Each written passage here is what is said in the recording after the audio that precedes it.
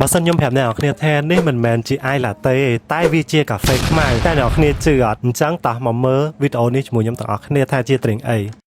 អញ្ចឹង drink មួយប្រភេទដែលខ្ញុំបានបង្ហាញមុននោះមានឈ្មោះថា Aerocano អញ្ចឹងតោះមកដឹងថាតើ Aerocano មានន័យថាយ៉ាងម៉េចពាក្យថា Aerocano មកពីពាក្យ aeration បូកនឹង Americano អញ្ចឹងនៅក្នុង Starbucks គឺគេបានបង្កើត drink មួយដែលមានឈ្មោះថា Aerocano ហ្នឹងដែលគេយក espresso យកទៅ aerate ឲ្យឡើង cream ដែលពេលយើងញ៉ាំទៅធ្វើឲ្យ texture របស់កាហ្វេហ្នឹងគឺ smooth ជាងយើងញ៉ាំ Americano ដែលនៅក្នុងនោះគឺមានជាប្រភេទ Aerocano ជាមួយនឹង Ruby Grapefruit Aerocano ដូច្នេះហើយបាទខ្ញុំនិយាយនៅដើមវីដេអូថាតិចច្រឡំថា drink នេះគឺជា ice latte អញ្ចឹង drink ដែលខ្ញុំមក recommend នៅក្នុងថ្ងៃនេះគឺជា Ruby Grapefruit Aerocano អ្នកនរគ្នានៅក្នុងដៃខ្ញុំនេះគឺជា Aerocano Ruby Grapefruit អញ្ចឹង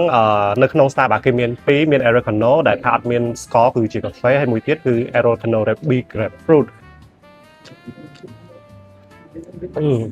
អ្នកគ្នាឃើញលក្ខណៈថា foam ក៏ដូចជា cream ហ្នឹងណាពេលដែលយើងញ៉ាំគឺខ្ញុំពិតជា recommend កុំប្រើសាយ៉ូឲ្យសោះនៅពេលដែលយើងញ៉ាំមកអា cream កាហ្វេហ្នឹងវាកាន់តែដិតហើយយើងញ៉ាំមកវា smooth ណា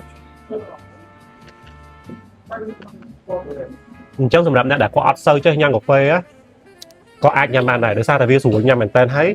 អត់មានអារម្មណ៍ថាល្វីងពិបាកញ៉ាំទេគឺញ៉ាំមក smooth ឆ្ងាញ់តែម្ដងអញ្ចឹងសម្រាប់ Aerocano series នេះគឺមាននៅគ្រប់សាខារបស់ Starbucks ទាំងអស់ហើយបើបានទៅហើយកុំភ្លេចសាកញ៉ាំហើយប្រាប់ខ្ញុំនៅក្នុង comment នេះផងជួបខ្ញុំជាមួយនឹង drink របស់ Starbucks ថ្មីៗនៅក្នុងវីដេអូបន្តទៀត